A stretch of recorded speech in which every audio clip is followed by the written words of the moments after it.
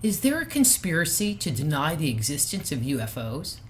Has mainstream media misinformed us for years? Have studies been conducted into this phenomena by highly regarded scientists only to have their findings dismissed? Hi, I'm Dr. Rita Louise, and in this episode we'll be speaking with Stanton Friedman and Kathleen Marden. They will reveal significant evidence that the U.S. government has covered up the alien presence through misinformation, distortion, and ridicule.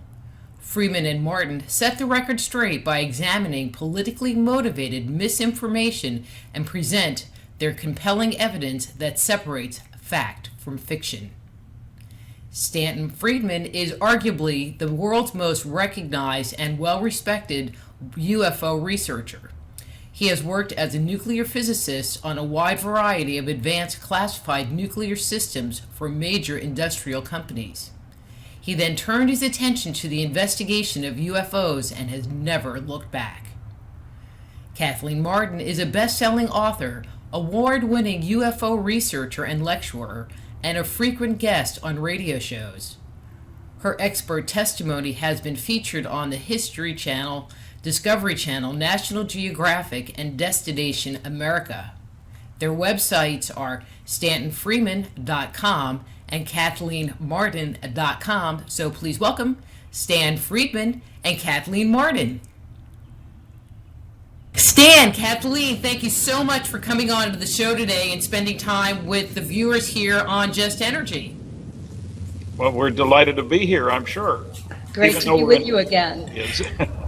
Well, and I always love having you guys on because you bring so much science and I feel integrity into your work. There are so many people, and I hate to say it, that I feel like they kind of just pull stuff out of their butt. And what you guys, it's there's science behind it. There's information behind it, which I just really appreciate. So thank you for everything that you do. You're welcome. Well, we appreciate that too, and we work very, very hard at what we do. In fact, it took us 6 years and many visits to archival collections in order to complete this book.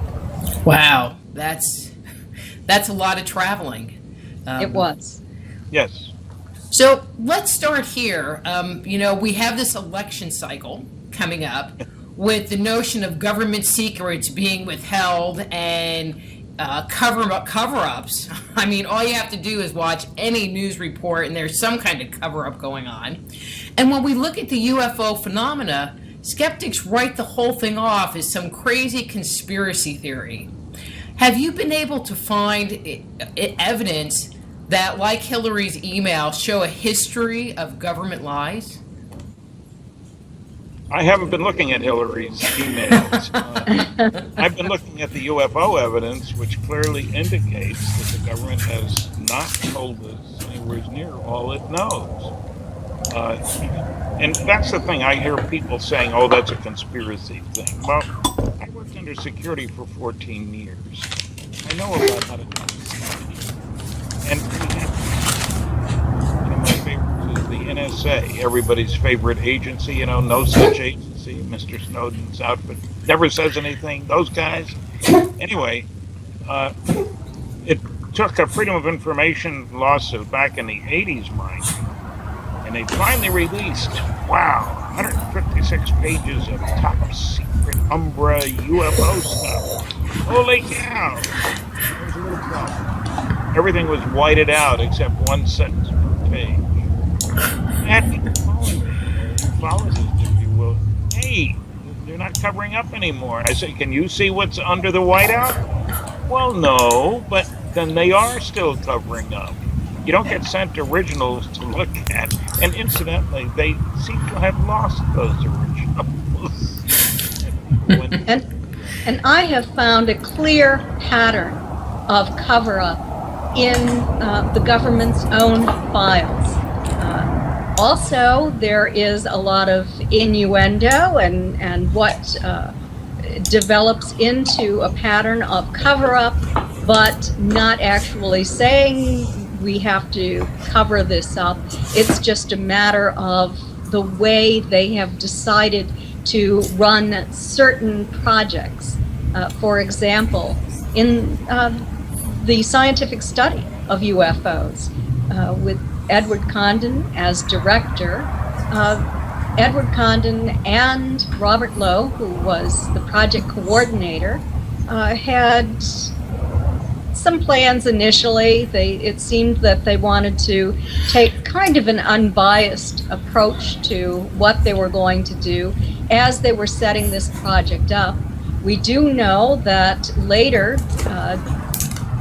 David Saunders, who was one of the investigators who worked on the Condon project, actually found a trick memo, as it is called, in the files, where Robert Lowe had written to the president and deans of the university and had stated that this is going to have the appearance of being a scientific study to the public, but to the scientific community, there will be almost no chance of finding a saucer. And he made many, many other comments that indicate that some kind of a cover-up was planned in this. But if you go into the start of the program and into January of 1966, you will find that there was a meeting with an Air Force officer between Condon and Lowe and this Air Force officer. And he sort of set the stage for what he wanted them to do. Initially, they had looked at some very compelling historical cases. But after their meeting with him, they decided that what they needed to do was to look at current cases only. And it appears that that was part of a plan to reduce the amount of compelling evidence.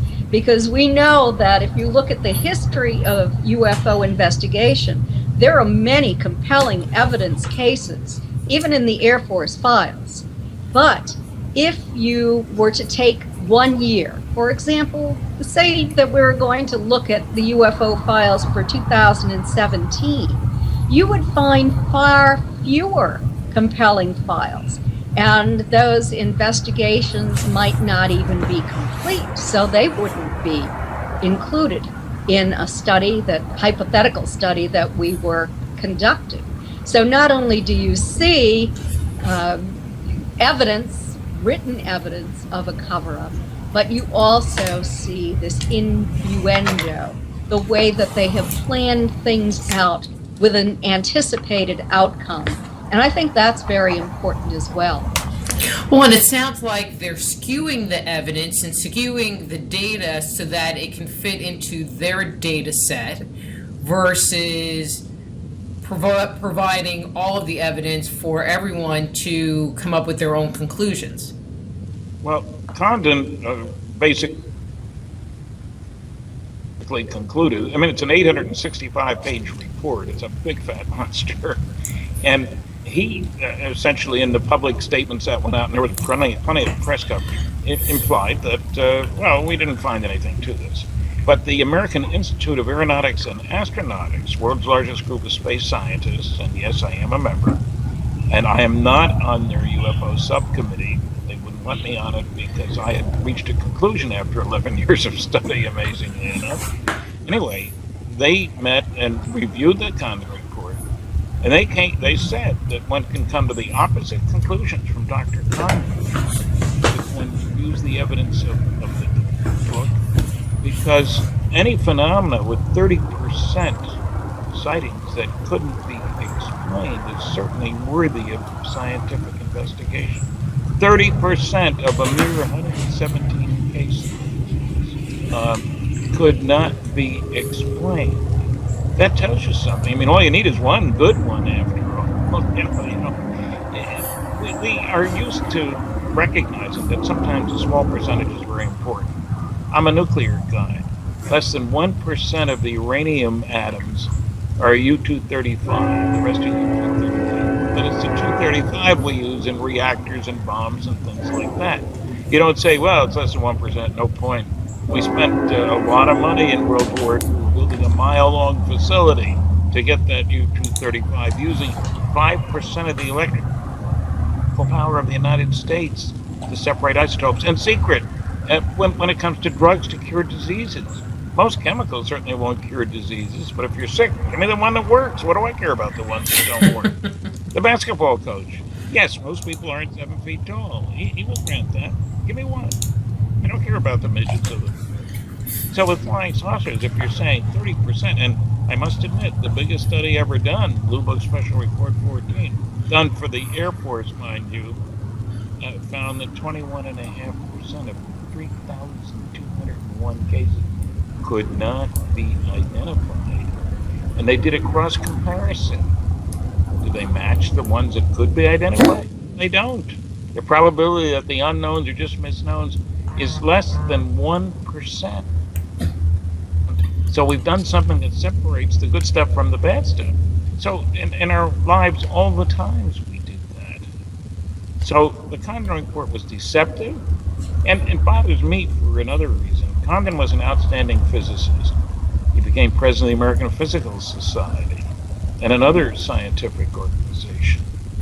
Nobody can say that he wasn't a good scientist when he was a practicing scientist. So why in the heck was he unscientific in how we approach this study?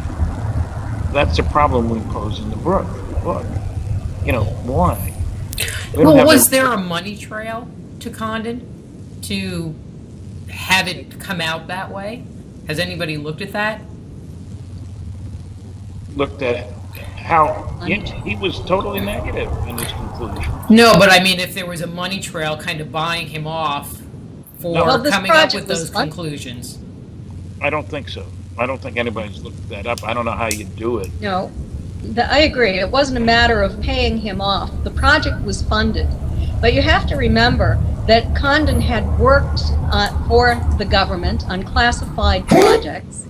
He had even had difficulty keeping his security clearance at certain times because he was of the opinion that scientific evidence should be shared and not be compartmentalized because he believed that it slowed down scientific progress. Of course, he didn't apparently understand that you can't tell your friends without telling your enemies.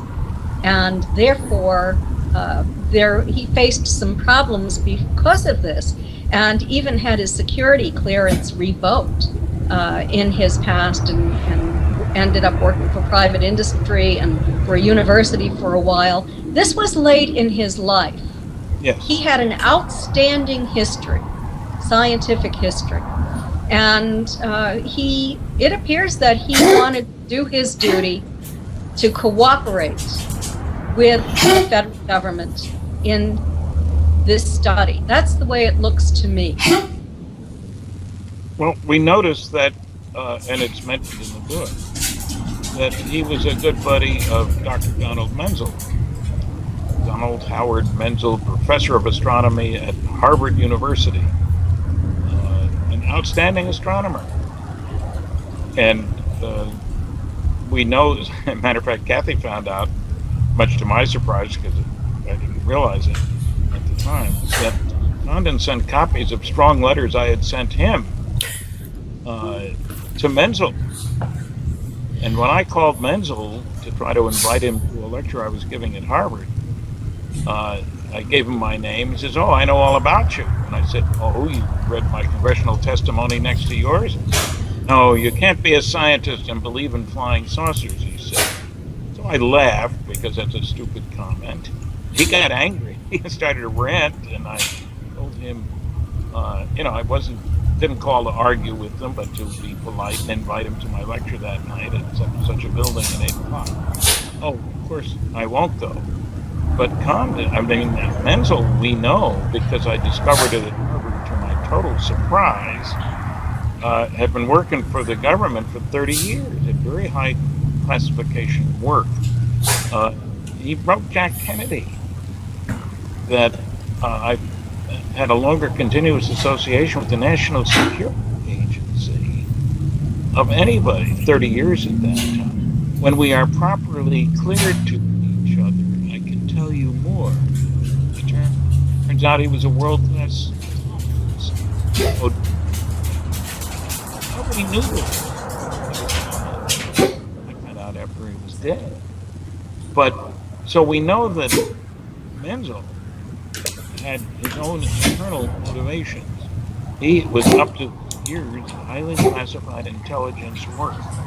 So whether he influenced Condon, whether Condon knew about it, I don't know. That there's not, you won't find anything about Menzel's highly classified work while he was alive. It was only after I made this discovery at the Harvard Archives.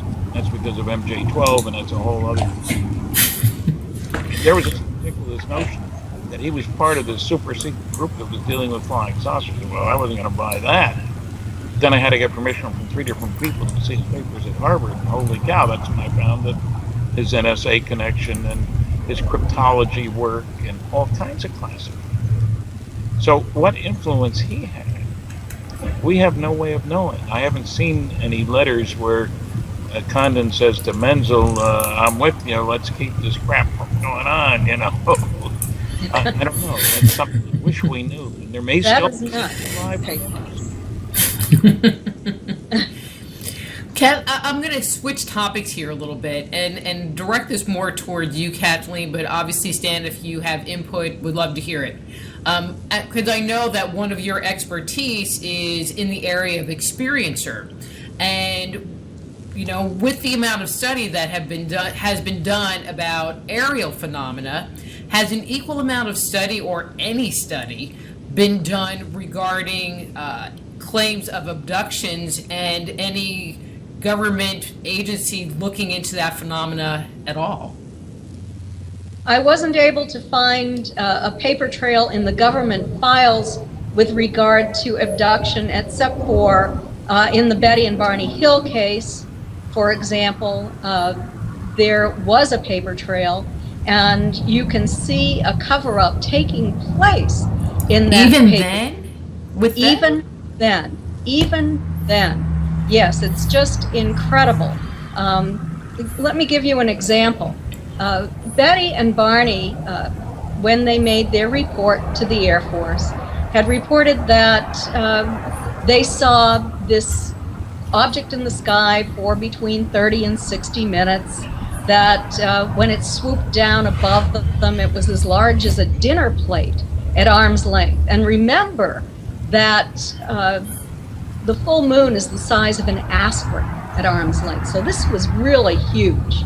They reported that it had an erratic flight path, that it ascended and descended swiftly several times, and it flew in a jerky motion. But the Air Force covered that up.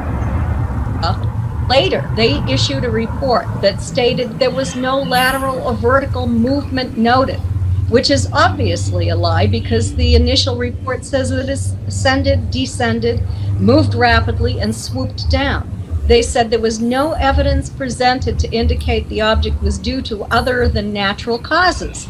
And, so they said that it was probably an advertising searchlight or the planet Jupiter as the result of a strong temperature inversion, which was absolutely absurd given information in their own report. Well, I ended up doing some research on this, and I thought, well, I'll just check and see if there actually was a strong temperature inversion in Lincoln, New Hampshire that night. So I contacted a senior meteorologist, and I asked him to look at the National Weather Archives. And he did. And not only that, but he wanted to make sure that he was 100% accurate. So he asked 2 of his seniors to also look at them. And this is what they stated to me. Quote, the light east airflow that night, incidents warming, just the opposite of an inversion as claimed by the Air Force. So, I mean, you could see that over and over again, they simply disinformation. There was a study that was done in 1974 at Maxwell Air Force Base at the Air Command and Staff College, and the question was, should the Air Force reopen Project Blue Book?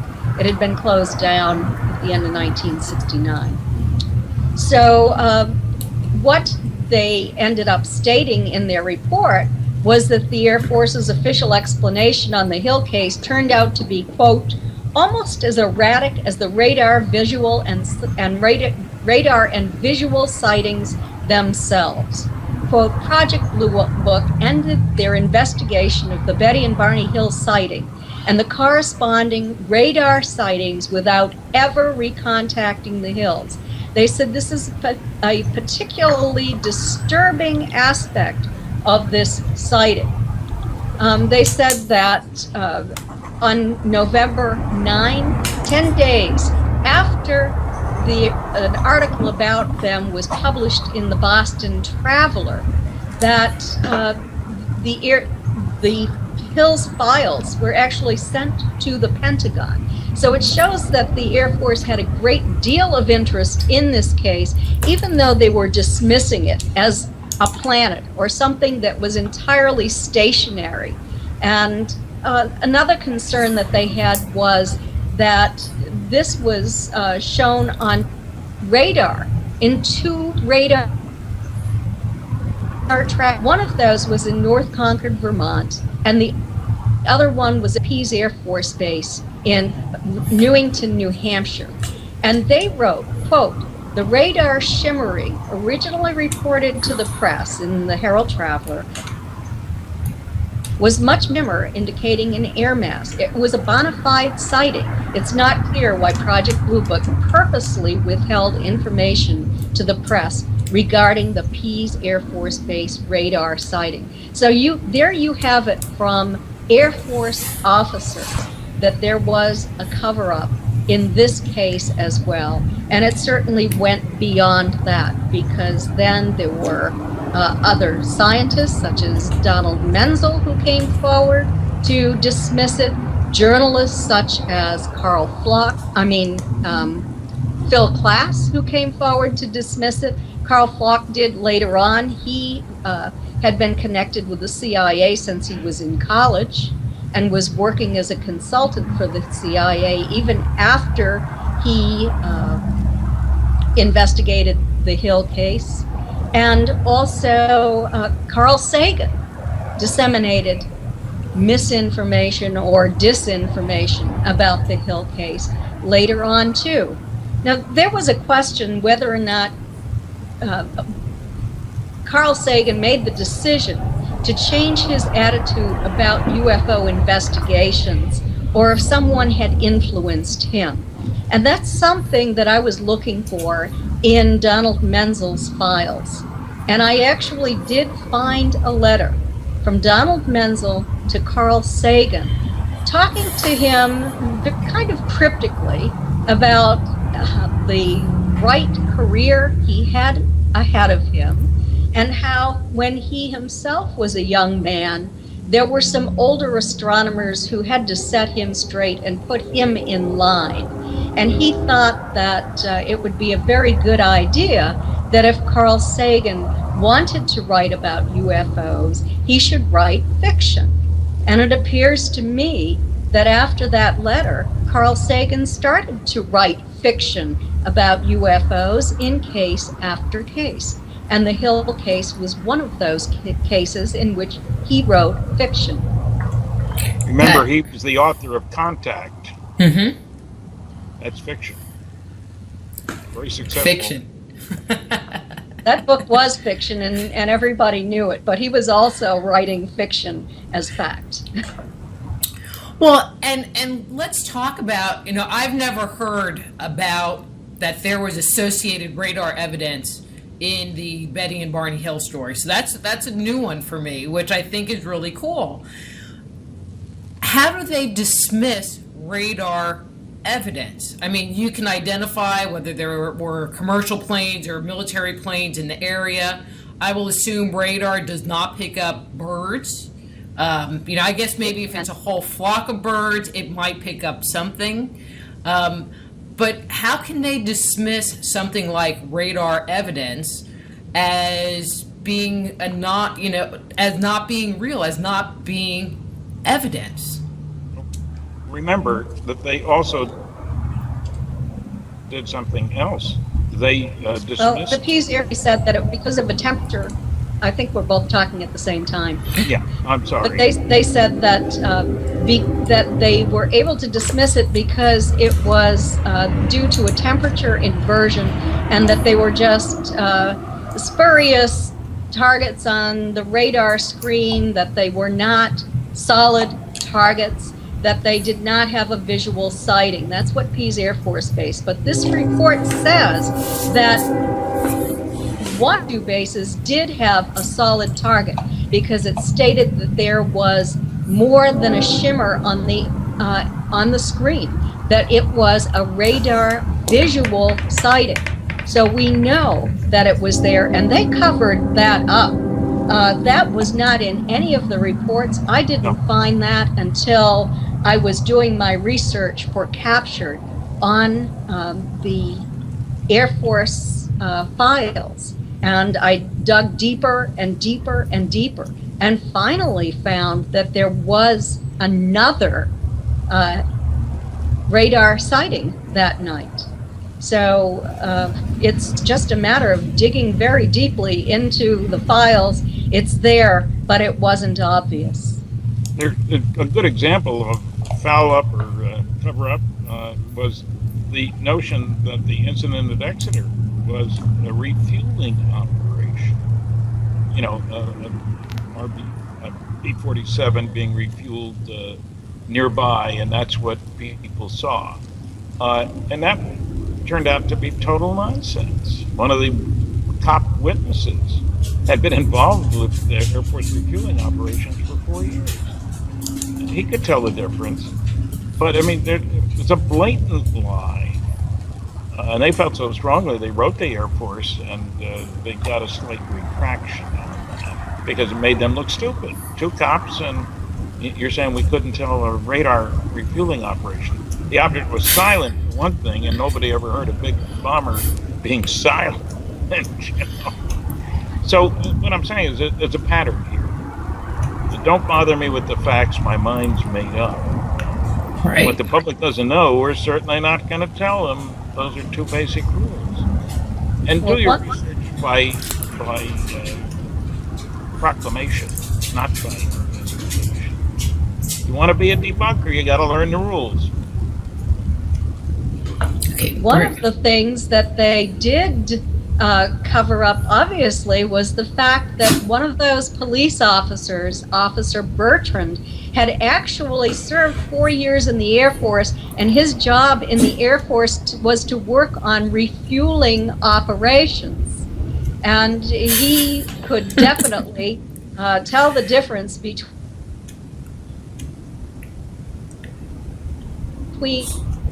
up or less above him that was silent from a refueling operation. And then I was really pleased to find the document where the Air Force had actually done an investigation and stated, quote, there were no refueling operations in the New England area during the time in question. That was very important information. But you don't hear about that whenever the incident at Exeter is discussed. That's Stanton Friedman and Kathleen Marden. Their web pages are stantonfriedman.com and kathleenmarden.com. Their book, Fact, Fiction, and Flying Saucers.